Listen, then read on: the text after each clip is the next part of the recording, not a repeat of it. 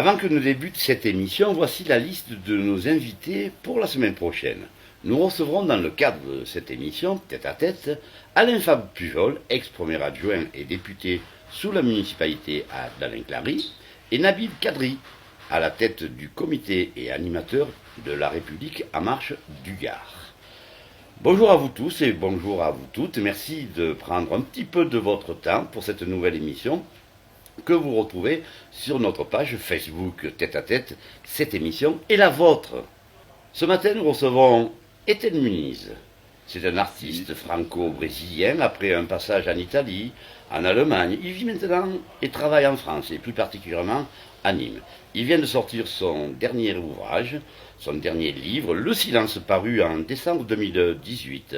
Ce franco-brésilien d'Aracaju, ville de la façade atlantique brésilienne, située entre Salvador et Recife, insuffle sa poésie dans toutes ses créations artistiques. Bondissant d'une discipline à l'autre, l'homme réfute toute catégorisation et tient à rester un artiste libre. Nous sommes ce matin au restaurant Le W, square de la Couronne à Nîmes. Merci pour la confiance que vous nous témoignez et merci également à notre sponsor clubfin.com. Ethel, bonjour et sois le bienvenu dans cette émission Tête à Tête sous l'œil de Benjamin Baron à la vision ainsi qu'à la réalisation. Alors, avant que je ne te pose une question... Bon dia, bonjour, monsieur Patrick Magès. Alors, rappelle-nous comment on dit en brésilien bonjour. Bon dia. Comment tu te sens en brésilien là? Dis-nous-le. Tu sais, moi je suis presque aujourd'hui un citoyen du monde, hein, no sens du terme, du monde. Hein. Je me sens brésilien en France comme un français au Brésil. D'accord. Bien, alors, puisque ton livre s'intitule Le Silence, je me suis permis d'écrire quelque chose sur le silence. Dans le silence, on n'entend plus que l'essentiel. Le silence, c'est d'abord le contrôle de soi, un recadrage pour redonner leur vraie place aux choses. Le silence exprime aussi une sorte de détachement et l'écoute de soi-même. Alors, Ethel, merci d'avoir accepté notre invitation. Merci à vous. Que ce soit de Benjamin ou moi-même, l'invitation. Alors, tu fais souvent référence à Spinoza. Qu'est-ce qui t'apporte Spinoza intellectuellement? Oui. Spinoza, pour moi, c'est un philosophe qui vient très actuel, qui est toujours très actuel, mais maintenant il vient très actuel, avec sa philosophie chrétienne, non chrétienne, et tout ce qui se passe maintenant. Il était juif. Il était juif, il était d'origine portugaise, juif portugais, et avec la nationalité néerlandaise. Alors, justement, à ce sujet, j'ai retenu ceci que tu avais mentionné concernant Spinoza. Personne ne peut vous enlever votre liberté de penser et personne de penser pour vous. Exactement. Ça correspond tout à fait à ta façon d'être. Alors, dis donc, il y a de belles femmes sur la couverture, notamment ta fille. Oui. Elle est très belle. Oui, elle doit ressembler sûrement à sa maman. Peut-être l'intelligence de la maman et la beauté du père. Alors, les personnages te suivent tout au long de ton ouvrage. Il y a un bon nombre de personnages. Et il n'y a pas cette ponctuation. Est-ce que c'est voulu? Moi, ça m'arrange, honnêtement. Oui. Il n'y a pas de virgule, de point d'exclamation, de point d'interrogation. C'est livré tel quel, brut. Ouais. Vas-y. Pour moi, les silences n'ont pas de ponctuation. Déjà, les silences, c'est la respiration de chacun ou chacune. Et moi, quand j'ai proposé ça à mon éditeur, il a dit oui, c'est bon, vas-y. Et moi, je commençais à travailler avec la respiration de chaque lecteur. Donc, chaque lecteur aura une histoire à raconter. Et la ponctuation, c'est la liberté d'être libre. Donc, sans ponctuation, tu es plus libre qu'avec ponctuation. Bon nombre de personnages te suivent quand même dans ton ouvrage, et notamment la femme. Oui, tu es très intéressé par le sexe féminin. Qu'est-ce qui t'inspire ce sexe féminin? Pour moi, quand je parle de la femme, je parle avec un F majuscule. Hein. La femme, pour moi, c'est la planète Terre, c'est là que je vis. Et pour moi, je suis encore dedans de cette femme, dedans de cette naissance. Et c'est pour ça que la femme, elle m'inspire tout de mon travail de peinture, de littérature, de la musique, de la vidéo. C'est la femme, avec F majuscule toujours. Parce que même dans tes peintures, ça se ressent. Oui, je travaille surtout avec cet côté féminin, cet côté ambigu, de l'homme. Hein. Et moi, je ne cache pas, par exemple, peut-être que j'ai tort, mais je crois que nous les hommes, nous avons cet côté magique, cet côté féminin que nous, normalement, nous avons presque honte de mais non, n'ayons pas honte d'avoir ce côté féminin. Exactement. Oui, n'ayons pas honte d'avoir ce côté féminin. Voilà. Mais l'avantage qu'ont les femmes par rapport à nous, c'est cette procréation, elle porte un enfant pendant 9 mois, oui. Et il y a toujours, et pendant toute leur vie, entre l'enfant et la maman, ce cordon ombilical qui est différent. Notre approche avec nos enfants, parce que toi, tu n'as qu'une seule fille, c'est ça? Non, j'ai plusieurs, Ah, tu en as plusieurs, tu as procréé un petit peu partout. Ah oui, je suis presque comme Charles Chaplin. Ah bon? Tu as combien d'enfants alors? Ah, les enfants qui me restent encore à venir. Ah, mais en plus tu es jeune encore, toi, tu n'as même pas 60 ans. Oh, les années qui me restent à vivre encore. L'avantage que nous avons, nous, par rapport aux femmes, c'est quand même un avantage. Nous ne pouvons pas porter d'enfants, mais nous pouvons procréer même à 60 ans. Ah, bien sûr. Même à 90 ans. Comme Picasso. Picasso, travaillait, mais Yves Montand aussi. Yves Montand. Qu'est-ce qui t'inspire chez les auteurs, notamment chez les artistes et les peintres? Qui est-ce qui t'inspire le plus? Parce que toi, tu es un autodidacte de la peinture et de l'art en général. Oui, j'ai assumé ça. Tu as dû prendre référence chez quelqu'un, chez un artiste, chez un écrivain. Quelles sont les références pour toi? C'est toujours ces problèmes de référence d'un artiste. Moi, jamais j'aime citer des citations. J'aime citer mes citations, les choses que je pense. Mais j'ai un grand respect pour les artistes, par exemple les artistes troglodytes. C'est lui qui a désigné les premières sur les pierres. Ah ben oui. Et après, actuellement, je suis comme tous, mes références, c'est des grandes comme Matisse, comme Cézanne, Picasso même. Picasso t'inspire également? Oui, mais non, c'est pas une référence directe, mais c'est un grand artiste que je respecte parce que c'est un artiste qui a fait tout. C'est vraiment artiste. Comme nous avons le mot artiste en allemand qui s'appelle Künstler. Künstler, c'est l'artiste. Et l'artiste, c'est lui qui fait tout. Après, à des déclinations, les artistes à peintre, les artistes sculpteurs, un peu les comme poètes. Oui, mais moi, je suis un Künstler. Moi, je suis un artiste. Parce que tu es musicien également. J'aime beaucoup les pianos. Et tu as appris à jouer du piano? Tu as fait le conservatoire? Quand tu es petit, par exemple, il faut les faire. Hein, les pianos à la maison, donc ça fait classe aussi, que les enfants apprennent le piano. Et moi, j'ai désapprendu les pianos. Aujourd'hui, je joue ma propre musique, ma propre création. Je suis plus un créateur qu'un musicien. D'accord. Un petit peu comme dans tes tableaux ou comme dans tes livres. Je cherche toujours cette originalité naturelle de l'homme. Je suis. On sait que l'artiste a un ego, non pas une prétention.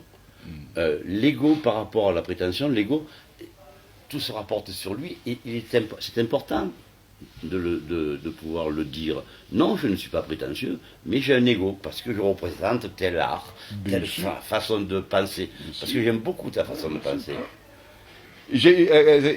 Moi, j'ai beaucoup de respect pour moi-même. Donc, à partir du moment que tu as un respect pour soi, tu respectes les autres. Oui. Hein?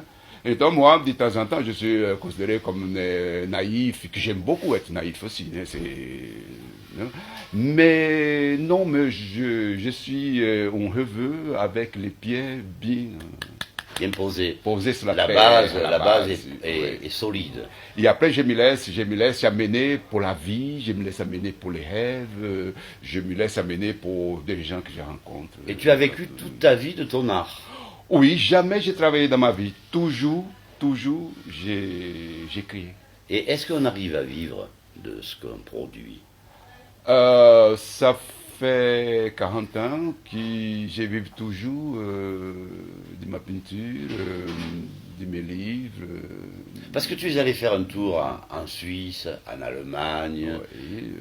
Donc comment étais-tu interprété justement là-bas, dans les pays, ne serait-ce que de l'Europe de l'Est, hein, par exemple? Oui, mais donc comment étais-tu perçu, toi, en tant qu'artiste? C'est très intéressant, parce que quand je suis parti du Brésil, l'âge de 18-19 ans définitif, je suis venu à Rome, pour l'école des beaux-arts via Ripet à Rome.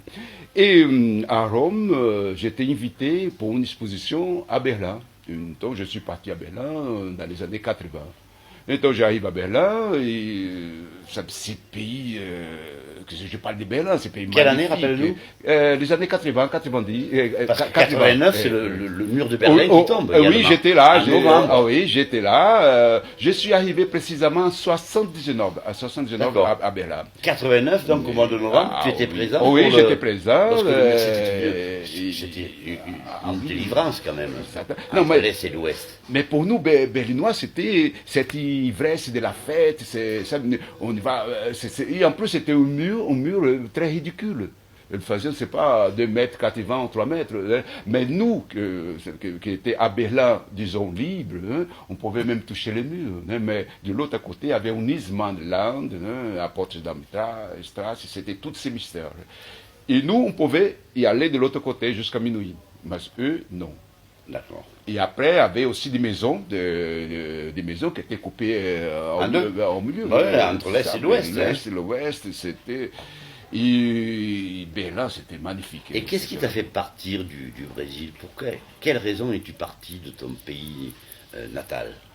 Au Brésil, je suis un enfant, je suis un enfant presque de la dictature brésilienne. Hein, et de les années, tu es un enfant de la dictature brésilienne? Je suis un enfant de la brésilienne. Quand je suis né, c'était toujours presque une dictature. Ma jeunesse, par exemple, c'était les généraux qui étaient dans toute la Latine-Amérique. Et que penses-tu de la politique actuelle, puisque le gouvernement a changé maintenant, il est d'extrême droite? Que penses-tu de cela? J'ai beaucoup de tristesse parce que au Brésil n'a pas su profiter de cette chose qui est très fragile, qui s'appelle démocratie. Il n'y a pas de démocratie. Et là, ça revient à quelque chose qui... Ça revient grâce au nouveau gouvernement ou ça revient parce qu'il faut que ça revienne? Je pense qu'il y a quelque chose qui se passe partout dans le monde. Regarde aux États-Unis, regarde même ici en Europe, hein, et Latine-Amérique aussi. Então, há tous ces retours aux dogmes, hein, à cette... comme se dit... les hommes n'ont plus cet amour, ce respect pour les proches.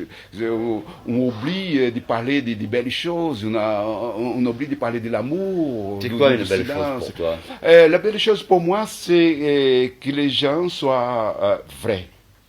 Sincères. Sincères, sans hypocrisie. Nous n'avons pas besoin d'hypocrisie. Sans arrière-pensée. Arrière-pensée. Et je crois à ça, sans arrière-pensée. Donc je suis devant à vous, par exemple, je m'ouvre, et après c'est vous de me recevoir. Mais demain, je sais, ah oui, tout le monde n'était pas bien ça, tout le monde appelait ça. Donc, nous vivons toujours avec cette hypocrisie, cette peur d'être amoureuse de quelqu'un, je dis de quelqu'un, amoureuse de la vie.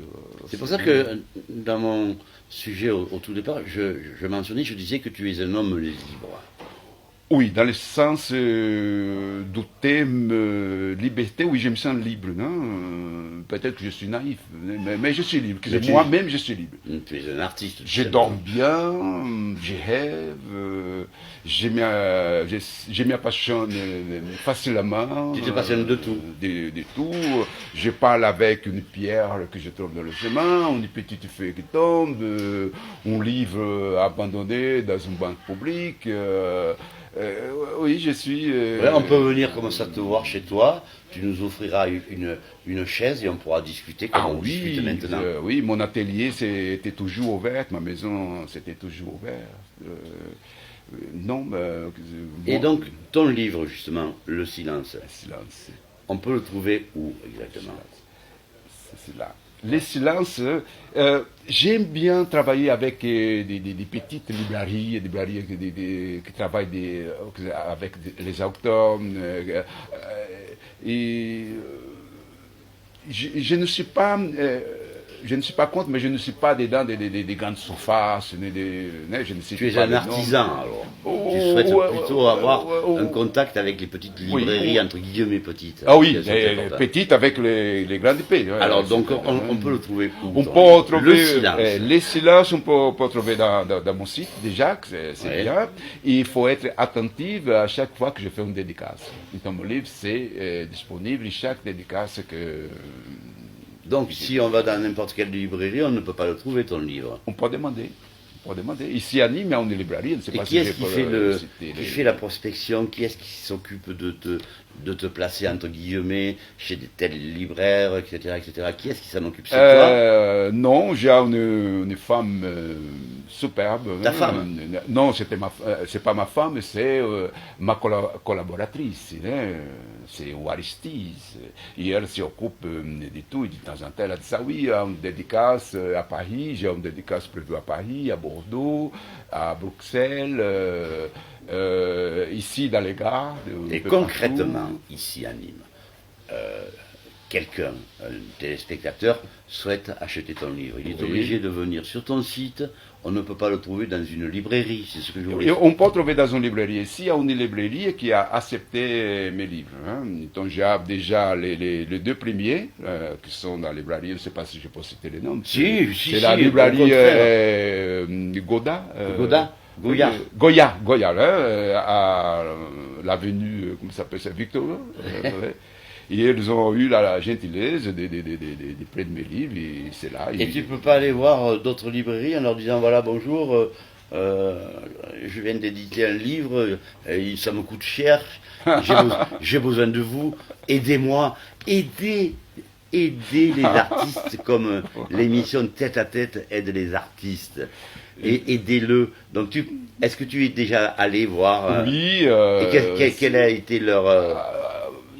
Bien reçu. Bien reçu. Oui. Ouais, mais ça ne suffit pas dans la vie d'être bien reçu. Il faut des actes, il faut quand même... Des actes. Et tel dit, monsieur, tel Moniz, nous sommes intéressés pour les silences, et après, bon, voilà. Ils sont là, exposés, et après, bon, Mais sinon, les gens les achètent plus directement avec... D'accord, mais ça serait quand même beaucoup plus facile qu'une librairie te fasse confiance.